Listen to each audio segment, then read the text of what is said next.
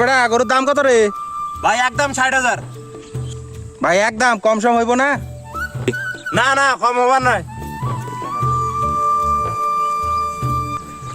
তো এই মাইয়া তোমারটাও থাকলো আমারটাও থাকলো, একদম পড়বো 30।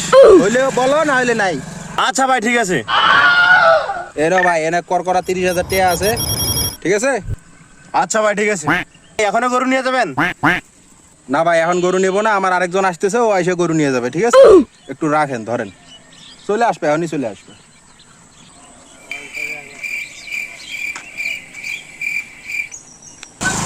কি ভাই গরু নেবেন নাকি? হ্যাঁ ভাই। তা দাম কত ভাই গরুর? ভাই গরু নেওয়ার মতো দাম বলি, পুরো একদম 1,20,000 টাকা পড়বো ভাই, কম হইব না। ভাই আমি 80 দিব।